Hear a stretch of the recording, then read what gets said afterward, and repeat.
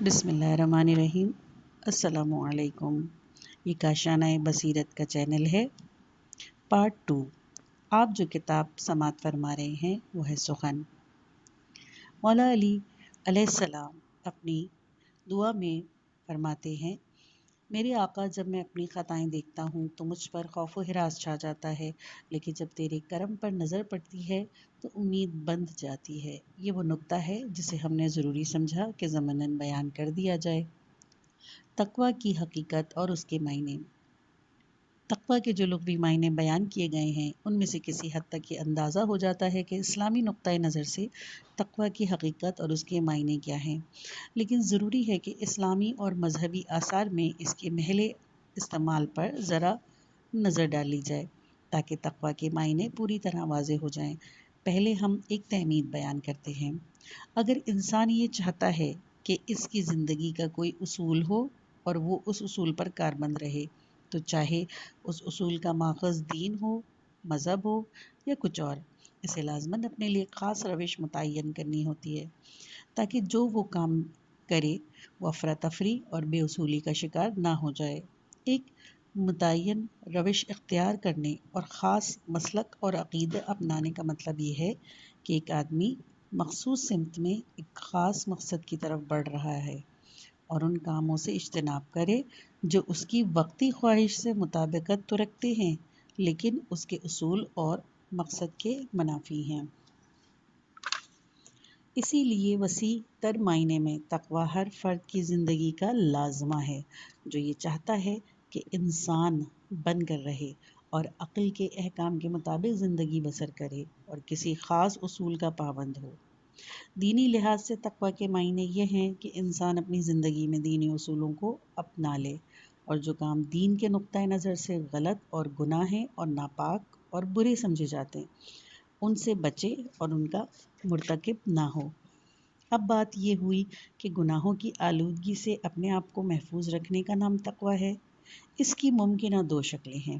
بالفاظ دیگر یہ ممکن ہے کہ ہم تقویٰ کی دو قسموں میں سے کوئی ایک اختیار کریں۔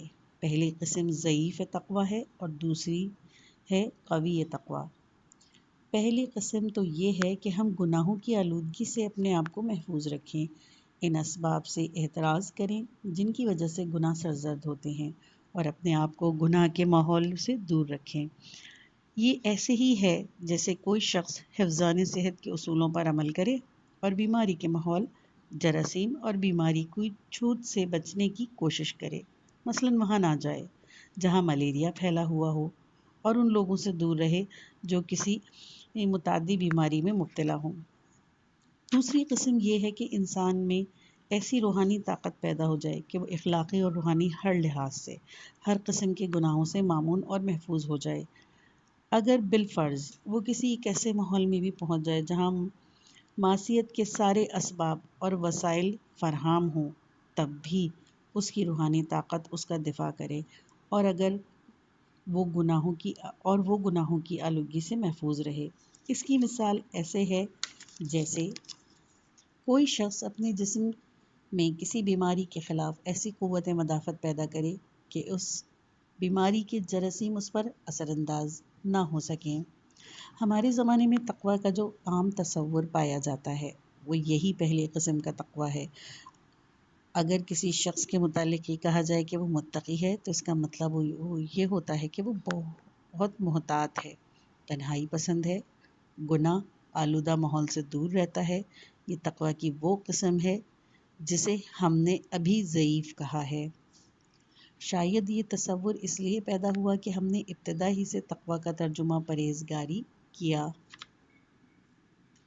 رفتہ رفتہ گناہوں سے پرہیز کا مطلب ان عوامل اور اس ماحول سے اجتناب ہو گیا جو گناہ پر برانگیختہ کرتے ہیں۔ آہستہ آہستہ نوبت یہاں تک پہنچی کہ عوام کی نظر میں تقویٰ کے معنی گوشہ نشینی اور سوسائٹی سے دور ہو کر رہنے کے ہو گئے۔ عام بول چال میں جب یہ لفظ کان میں پڑتا ہے تو علیحدگی پسند، افسردگی، پسپائی کا تصور نگاہوں میں گھوم جاتا ہے۔ اس سے قبل ہم نے کہا تھا کہ فطری اور معقول زندگی گزارنے کے لیے ضروری ہے کہ انسان متعین اصولوں کا پابند ہو، اور پابندی اصول کے لیے لازمی ہے کہ آدمی ایسے کاموں سے اجتناب کرے جو گو اس کی خواہش کے عین مطابق ہوں، مگر اس نے اپنی زندگی کے جو اصول اپنائے ہیں ان کے منافی ہوں، لیکن اس کا یہ مطلب ہرگز نہیں کہ آدمی دنیا تج دے، عزت پسند اور گوشہ نشینی ہو جائے۔ جیسا کہ ہم نے اس سلسلے میں بعد میں دینی شواہد پیش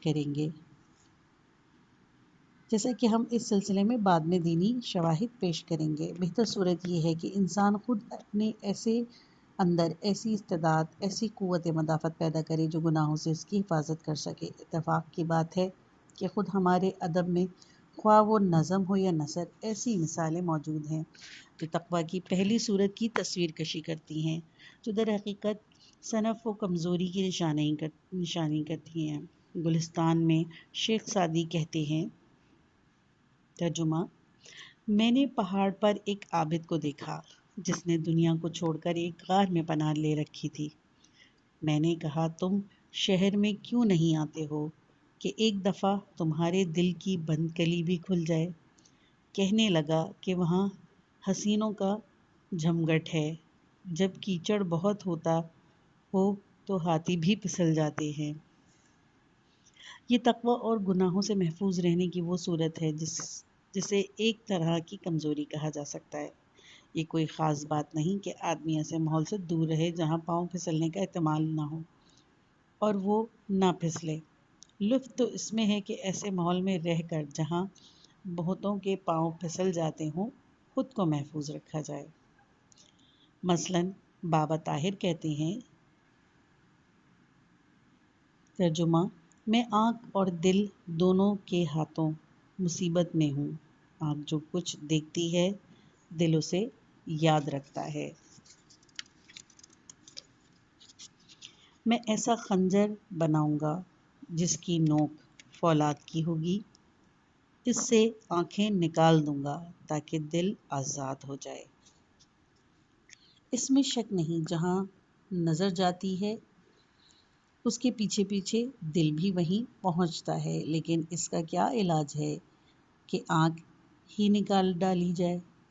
کیا یہ بہتر نہیں کہ دل میں ایسی طاقت اور قوت پیدا کی جائے کہ آنکھ اسے اپنے پیچھے نہ کھینچ سکے؟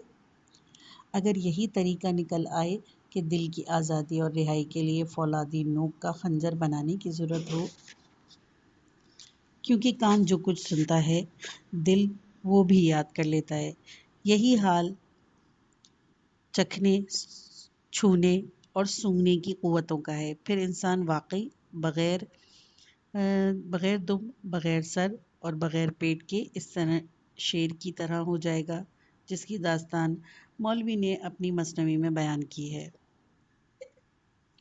عملی مجبوری پیدا کرنا۔ بعض اخلاقی کتابوں میں کچھ ایسے بزرگوں کا تذکرہ ملتا ہے جو بسیار گوئی سے بچنے کے لیے اور اس خیال سے کہ کہیں کوئی لغو اور بری بات ان کے منہ سے نہ نکل جائے، اپنے منہ میں کنکریاں بھر لیتے تھے۔ عام طور پر دیکھنے میں آیا کہ اس قسم کے طرز عمل کو مثالی نمونے کے طور پر پیش کیا گیا، حالانکہ صحیح بات یہ ہے کہ گناہ سے بچنے کے لیے اس قسم کی مجبوری پیدا کرنا اور پھر گناہ سے بچنا کوئی کمال کی بات نہیں۔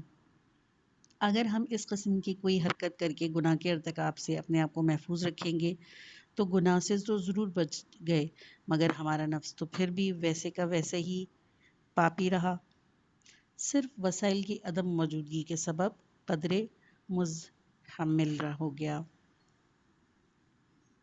کمال تو یہ ہے کہ بغیر کسی عملی مجبوری کے اور اسباب و وسائل کی موجودگی کے باوجود معصیت سے پرہیز کیا جائے۔ اگر گناہوں سے اس طرح اجتناب کو کمال تصور کیا جائے گا، تب بھی یہ محض تقویٰ کی تمہید اور مشق ہے، خود تقویٰ نہیں ہے۔ اس کی حیثیت زیادہ سے زیادہ تقویٰ کی ملکہ اور استعداد پیدا کرنے کے لیے ابتدائی مرحلہ سمجھی جا سکتی ہے، کیونکہ تقویٰ کا ملکہ بڑی مشق کے بعد پیدا ہوتا ہے، لیکن پھر بھی خود تقویٰ ان باتوں سے مختلف چیز ہے۔ دراصل تقویٰ وہ بلند اور پاک روحانی طاقت ہے جو خود انسان کی مدافعت کرتی ہے۔ اسی لیے پوری کوشش اس بات کی کرنی چاہیے کہ تقوی کی حقیقی روح پیدا ہو جائے۔ नहजुल बलागा में तकवा का बयान, मजहबी रिवायत खुसूसन नहजुल बलागा में तकवा पर बार बार जोर दिया गया है। हर जगह तकवा इस मुक़द्दस मलका की मायने में है इस्तेमाल हुआ है, जैसे जो ऐसी रूहानी ताकत पैदा करता है जिसे नफ्से अम्मारा और सरकश नफसानी ख्वाहिशात खुद ब खुद ज़ेर हो जाती हैं। खुतबा नंबर 112 में हज़रत अमीरुल मोमिनीन अलैहिस्सलाम फरमाते हैं, तकवा अल्लाह के दोस्तों को मुहन्नियात से बचाता है और उनके दिल में खौफ खुदा पैदा करता है, यहाँ तक कि वो साइमुन नहार और कायमुल लैल बन जाते हैं।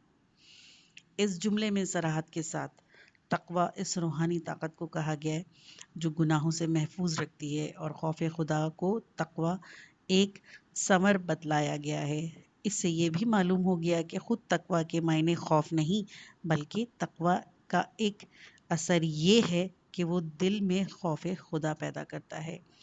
जैसे कि मैंने अर्ज़ किया था कि अत्तकुल्लाह के ये मायने नहीं कि अल्लाह से डरो। नहजुल बलागा का खुतबा नंबर 16 में हज़रत अमीरुल मोमिनीन अलैहिस्सलाम फरमाते हैं, मैं जो कुछ कहता हूँ पूरी जिम्मेदारी से कहता हूँ और उसकी सेहत का ज़ामिन हूँ। अगर गुज़िश्ता वाक़यात से इबरत किसी शख्स के लिए आइंदा वाक़यात का आईना बन सके तो तक़वा उसे मुश्तबा कामों के इर्तिकाब से रोके रखेगा। इस खुतबे में आगे चलकर आप फरमाते हैं, याद रखो गलत रवि की मिसाल ऐसे सरकश घोड़े की सी है जो लगाम को तोड़कर सवार को बेबस कर दें और बिलाखिर उसे आतिश दोज़ख में गिरा दें। और तक़वे की मिसाल ऐसे घोड़ों की है जो राम हो, सवार के इशारे पर चले और उसे बाग़े जन्नत में पहुंचा दें। यहाँ सराहत के साथ और ठीक ठीक तकवा को ऐसे रूहानी हालत करार दिया गया है जिसे हम ज़ब्ते नफ्स की मुकम्मल कैफियत से ताबीर कर सकते हैं। ज़मनन एक और अहम हकीकत भी बयान की गई है, और वो ये कि हवा व हविस के ताबे फरमान होने और नफ्स सरकश की बाग ढीली छोड़ देने का नतीजा बेबसी, कमज़ोरी और शख्सियत के फुक़दान की सूरत में निकलता है। ऐसी सूरत में आदमी की हालत उस बेबस सवार की सी हो जाती है जो सरकश घोड़े पर सवार हो, जिसके काने हाथ बाग पर है और पाए रकाब में, जो अपने इरादे से कुछ न कर सके। तकवा का लाजमी नतीजा ज़ब्ते नफ्स, क़ुव्वत इरादी में इजाफ़ा और रूहानी और फितरी शख्सियत की बुलंदी की सूरत में निकलता है। एक मुत्तकी शख्स की हालत उस सवार की सी होती है जो सिधाए हुए घोड़े पर सवार हो और अपनी मर्जी से बाआसानी जिधर चाहे उसे ले जाए। जो शख्स हवा और हविस, शोहरत तलबी, हर्सो लालच, जापसंदी के सरकश घोड़े पर सवार हो और उन्हीं बातों के दर पे हो, ज़िमाम इख्तियार उसके हाथ से छूट जाती है। वो इन्हीं बातों का होके रहता है और दीवानावार उनके पीछे दौड़ता रहता है। मसलहत बीनी और माल अंदेशी से उसे कोई वास्ता नहीं रहता। लेकिन जो तक़वे पर भरोसा करता है और अपने नफ्स को काबू में रखता है, उसे अपने आप पर पूरा इख्तियार रहता है और वो अपने नफ्स को जिधर चाहे मोड़ सकता है और हरकत दे सकता है। नहजुल बलागा के खुतबा नंबर 179 में फरमाया गया है, तर्जुमा, यानी इंसान के लिए आज तकवा बमंजिला एक हिसार और एक ढाल की है और कल जन्नत का रास्ता होगा। जब हज़रत अमीरुल मोमिनीन के खुतबात में इस तरह के कलमात बकसरत हैं। मसलन आपने खुतबा नंबर 155 में तकवा को बुलंद व मुस्तहकम पनाहगाह से ताबीर किया है। یہ چند مثالیں بغور نمونہ اس لیے بیان کی گئیں کہ اسلامی نقطہ نگاہ سے تقوی کی اصل حقیقت واضح ہو جائے اور یہ معلوم ہو جائے کہ واقعی کون متقی کہلانے کا مستحق ہے۔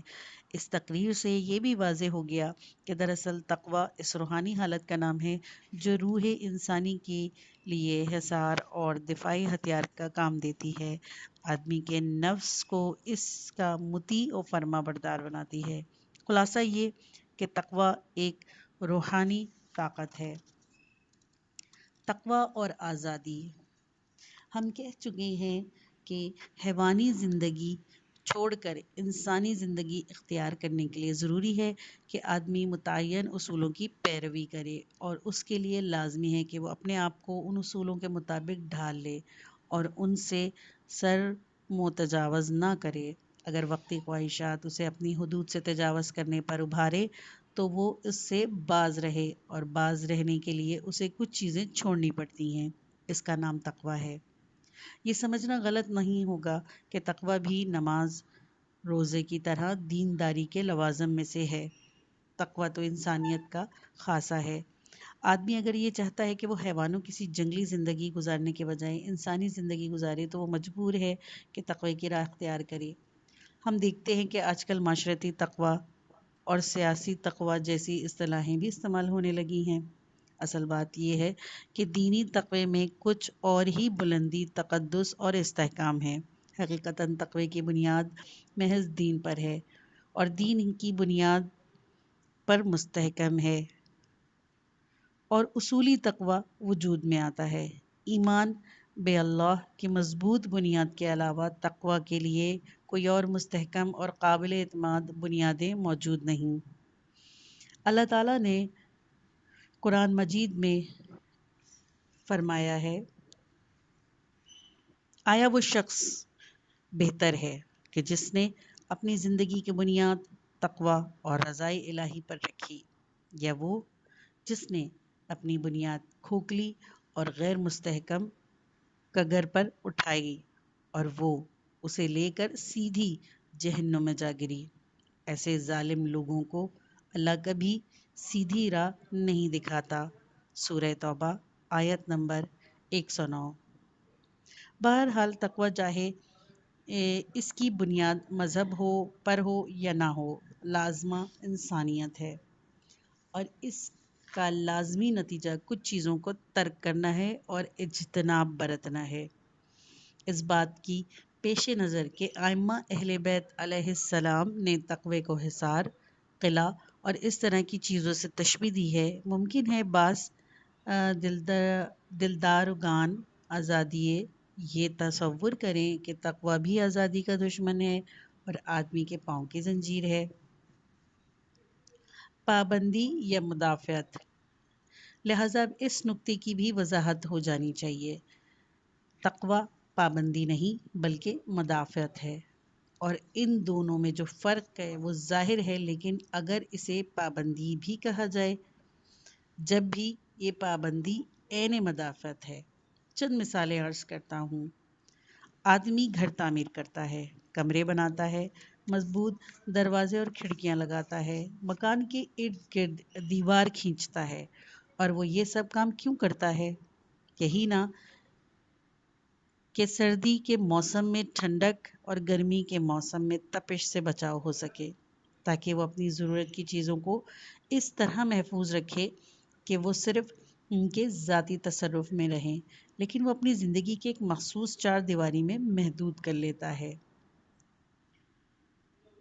اب اس کو کیا کہا جائے؟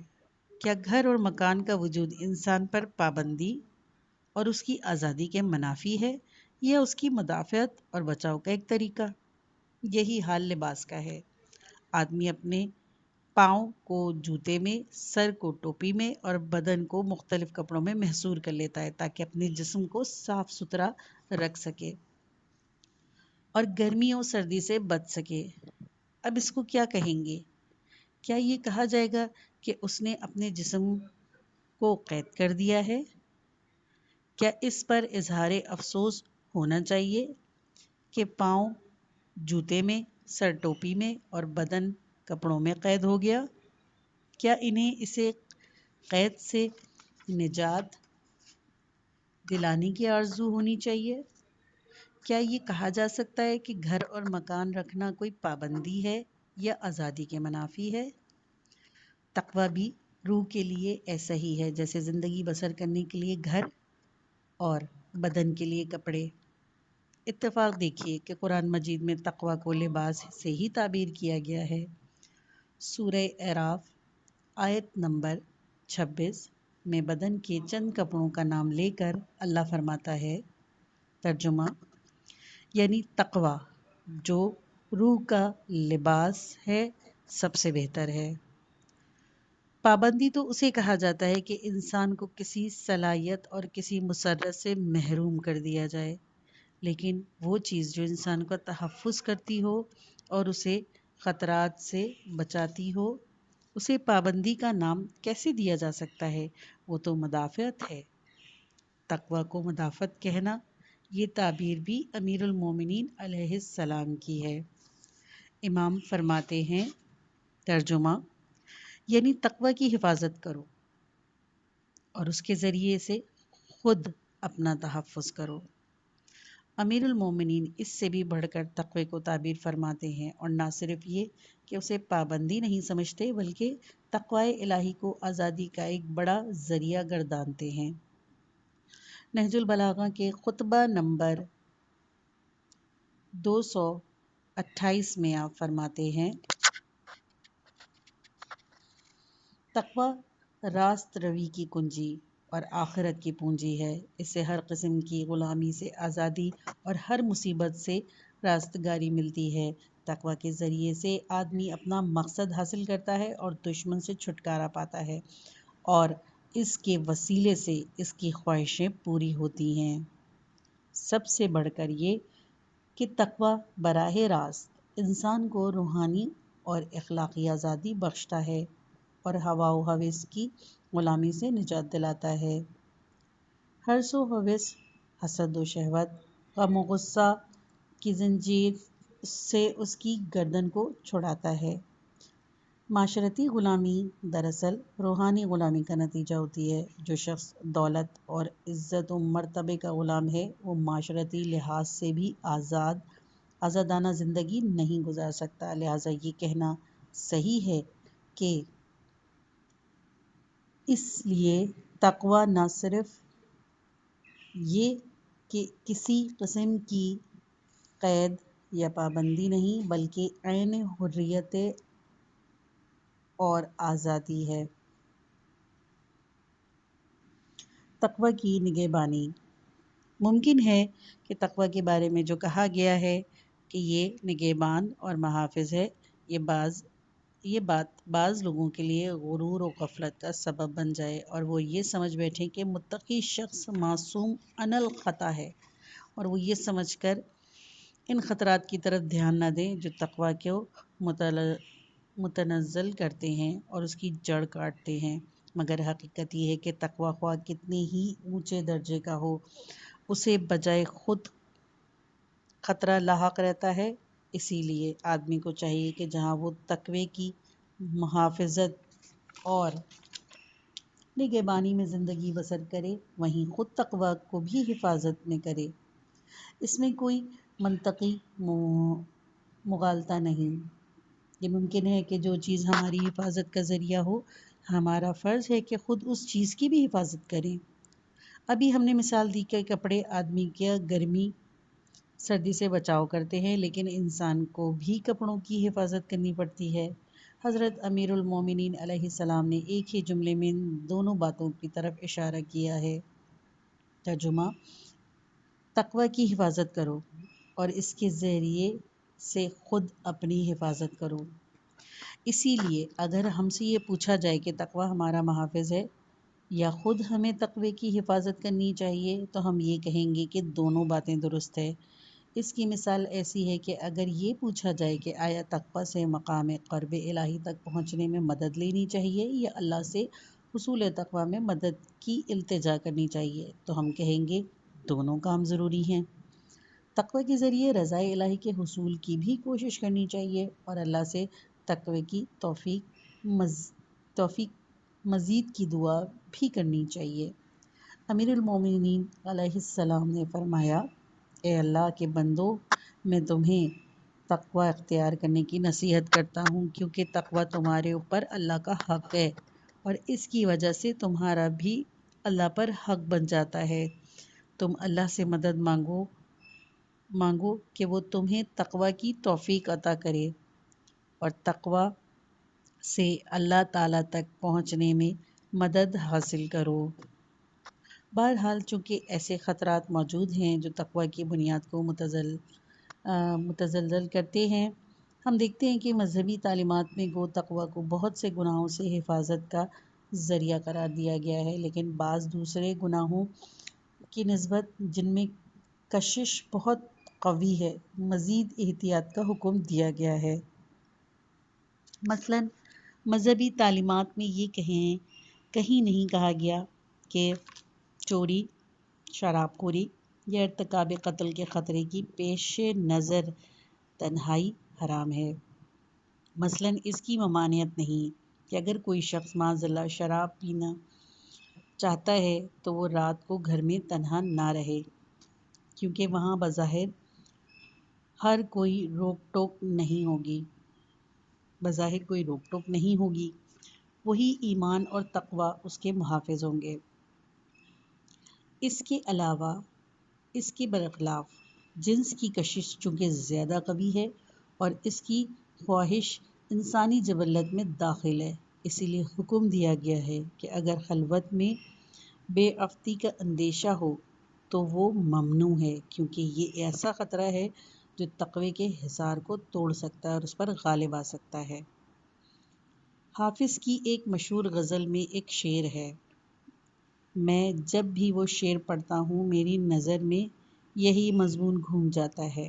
حافظ نے اپنی مخصوص شیریں زبان میں اس روحانی حقیقت کو بیان کیا ہے، قوت بازو پرہیز بخوباں مفروش کہ دریں خیل حصارے بسوارے گیرند۔ تقوی کی قوت کو حسینوں پر مت آزماؤ، کیونکہ اس لشکر کا ایک ہی سوار ایک حصار کو توڑنے کے لیے کافی ہے۔ اس شعر میں تقوی کو حصار سے تشبیہ دی گئی ہے۔ امیر المومنین علیہ السلام کے ملفوظات میں بھی بائینہ یہی تشبیہ دی گئی ہے۔